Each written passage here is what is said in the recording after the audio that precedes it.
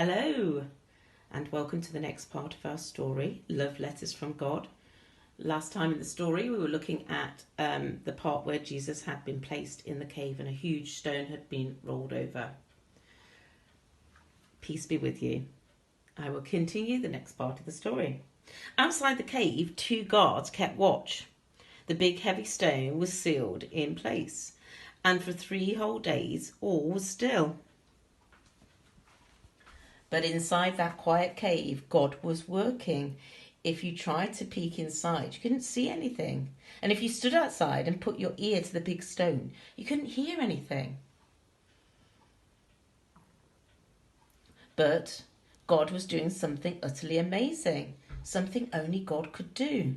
Jesus waited, and the world held its breath and waited with him.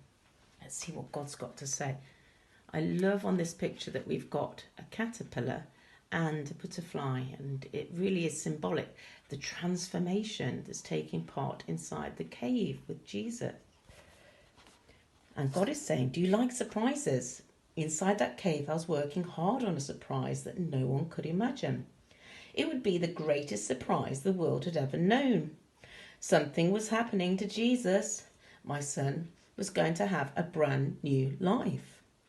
But for 3 whole days, the world had to wait. Lots of love, God. I wonder what that surprise is.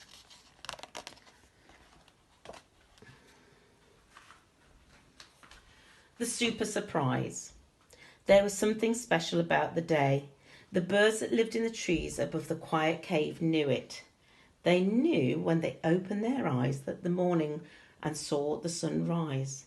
The sun peeked out over the horizon and seemed to wink at the world. Pinks and oranges, yellows and reds flooded the sky. Golden rays reached out like fingers towards the cave and twinkled as if they were holding God's secret.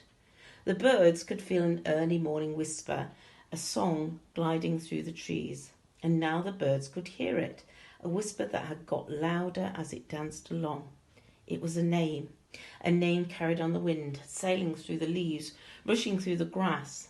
The birds perked up and opened their beaks to join the chorus of all creation, as every living thing sang the name above all other names, Jesus, Jesus, Jesus, Jesus is alive.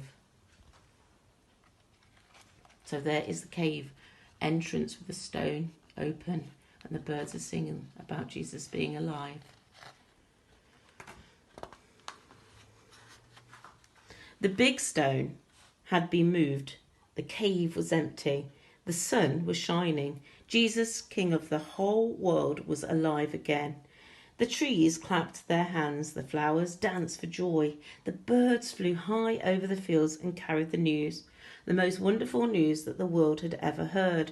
Jesus was alive. And soon the disciples would know it. Jesus' mother would know it. And one day everyone in the world would know it too. And now you know it too. What is God saying to us about this? Can you believe that my son Jesus came back to life? Only the King of the world could do that. Jesus is the King of love, the King of hope, and the King of heaven. And he wants us to be the King of your life too. Will you let him? Just whisper, Jesus, I believe in you. Teach me more about how you want me to live. Thank you for showing me what love looks like. Thank you for dying for me on the cross and coming back to life and forgiving me and showing me the way to heaven. If you just whisper that prayer, welcome to my family. You are now part of the most wonderful family on earth, and it's wonderful because you just joined it. Lots of love from God.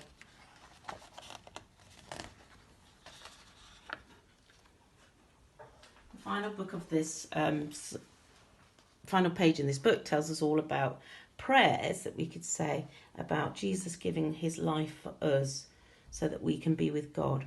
So if you want to bow your heads and pray with me, or if you just want to listen to the words, that's fine too. It says, Dear Lord, thank you, God, for Jesus and how he loves me so much. Even though I'm only young, I know your love is true. Okay? And what you could do, if you really wanted to do, is write a letter to God, all about love and thanking him for Jesus, and all about the wonderful things you could be thankful for in your life.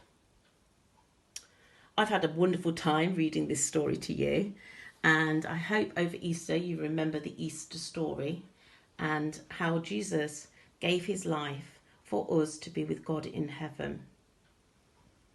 So it just remains for me to say, go in peace, to love and serve the Lord. Enjoy your Easter, enjoy lots of lovely eggs. I'll be thinking about you all. This is Mrs. Stevens saying goodbye and have a fantastic Easter.